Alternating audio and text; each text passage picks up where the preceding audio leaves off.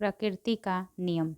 एक बार हल्कू नामक एक किसान असमय आने वाले आंधी तूफान, ओलावृष्टि, तेज धूप इत्यादि से बहुत परेशान हो गया, क्योंकि इससे बार बार उसकी फसल खराब हो जाया करती थी और कभी कभी तो फसल बहुत ज़्यादा खराब हो जाती थी। इसलिए वह परेशान होकर ईश्वर से शिकायत करने लगा।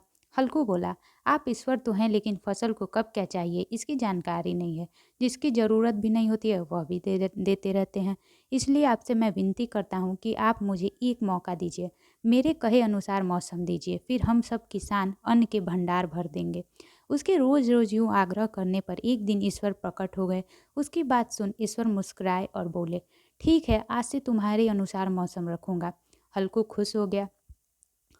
उसने अगली फसल में गेहूं की बुवाई की। वह जब चाहता तब धूप मिली, उसने जब चाहा पानी मिला। पानी की तो उसने बिल्कुल कमी ही नहीं आने दी। आंधी, बाढ़, तेज धूप या कोई और आपदा तो उसने आने ही नहीं दिया। समय बीतने पर फसल बड़ी हुई।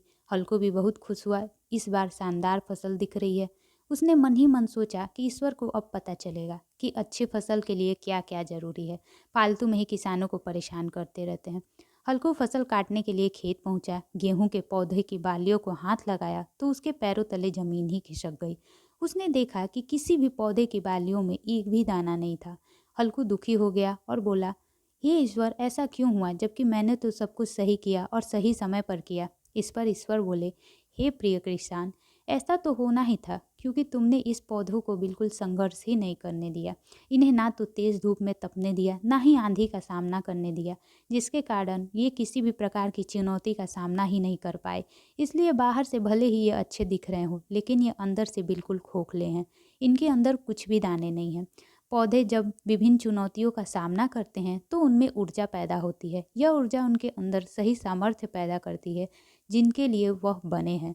हल्कू अब पूरी बात समझ चुका था। उसने ईश्वर से क्षमा मांगी तो ईश्वर ने कहा, हे पुत्र, प्रकृति का नियम ही यही है। जैसे पौधों के लिए संघर्ष जरूरी है, ठीक उसी प्रकार जब तक इंसान संघर्ष से नहीं गुजरता है वह आदमी खोखला रह जाता है।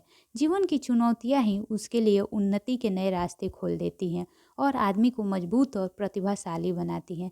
इसलिए आपके भी जीवन में मुसीबतें या चुनौतियां आए तो घबराना मत। यह आपको बिखेरने के लिए नहीं, निखारने के लिए आई हैं।